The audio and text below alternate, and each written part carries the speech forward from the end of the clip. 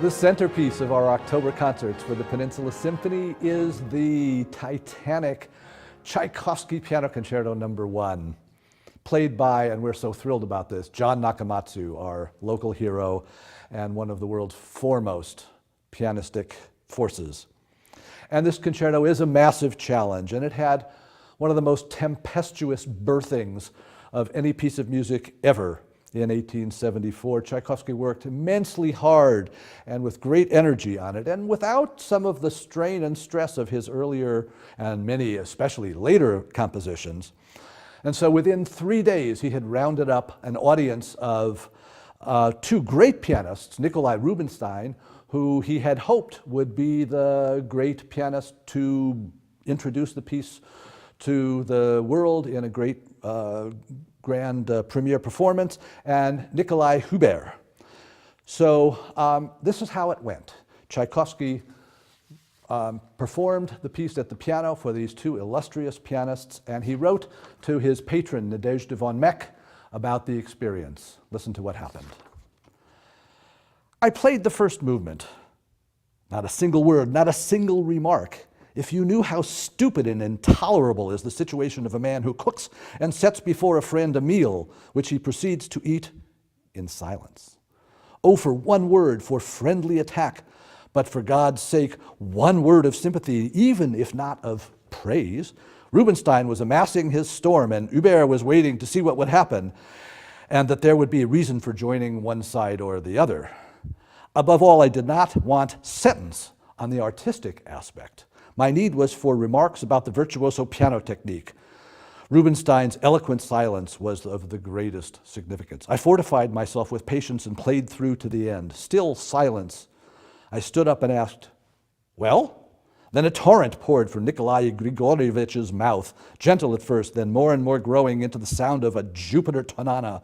It turned out that my concerto was worthless and unplayable.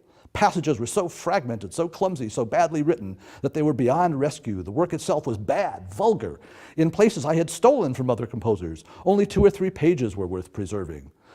The rest must be thrown away or completely rewritten. I was not only astounded but outraged by the whole scene. I am no longer a boy trying his hand at composition. I left the room without a word and went upstairs. They met again shortly thereafter, a few minutes later. Here he repeated that my concerto was impossible, pointed out many places where it would have to be completely revised, and said that if within a limited time I reworked the concerto according to his demands, then he would do me the honor of playing my thing at his concert. I shall not alter a single note, I answered. I shall publish the work exactly as it is, and this I did.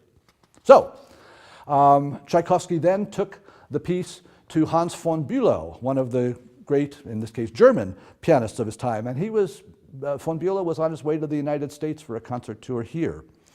And one wonders whether having had doubts introduced into Tchaikovsky's very, very self-critical mind, one of the most self-critical in all of the history of self-critical composers, whether he thought the idea of having a premiere far away in the United States might not be such a bad idea.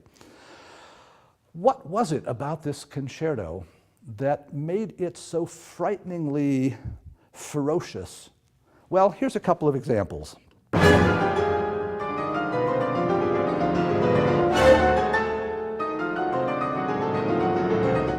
Quadruple octaves.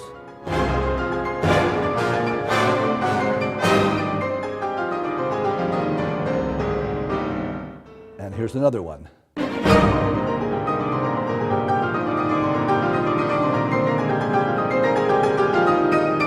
This was a piece that was going to challenge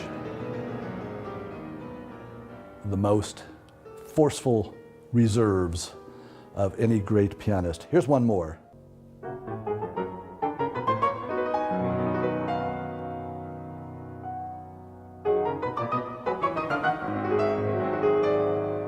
Requires immense control, ferocious, finger-busting passages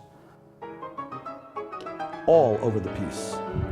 The first performance finally did take place in Boston with von Bülow as the soloist, And apparently there were fights that broke out between the conductor and the soloist all during the rehearsals. Even so, the performance was a huge success, and the performers had to repeat the third movement because the audience just wouldn't let them go. Not necessarily well received by the critics. One wrote, "Definitely not a classic." And the great American composer Chadwick, who was present for this momentous moment, said the brass got in wrong in the first movement, and von Bülow, and the whole thing turned into chaos. And in the middle of the performance, von Bülow turned to the audience and shouted, "The brass may go to hell." Finally, there was a Russian premiere in St. Petersburg, and guess who the conductor was?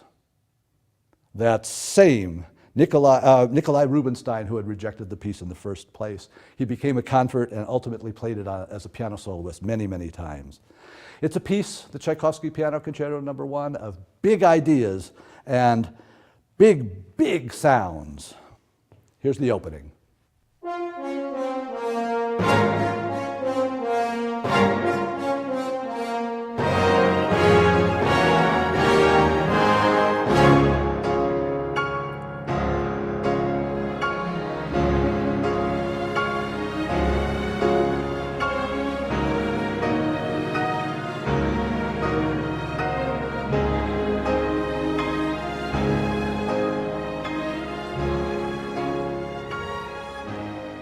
I have a funny story about that opening.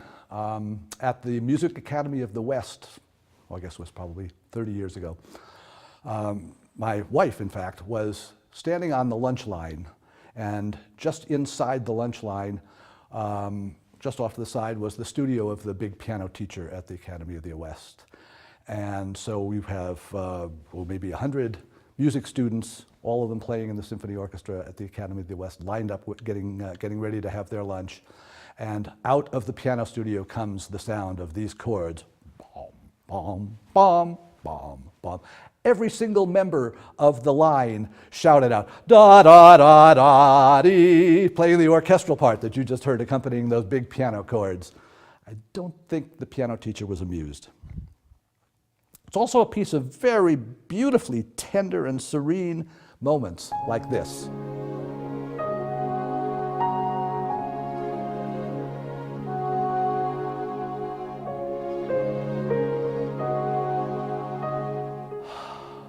Moments when you just catch your breath.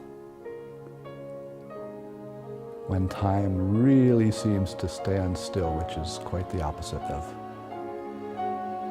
most of the textures of the piece. Yet, in the end, it's a piece of hugely high energy, including this most brilliant conclusion. Just listen.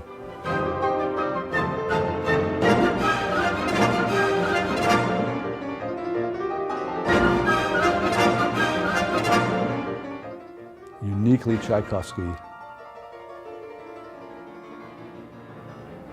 utterly thrilling.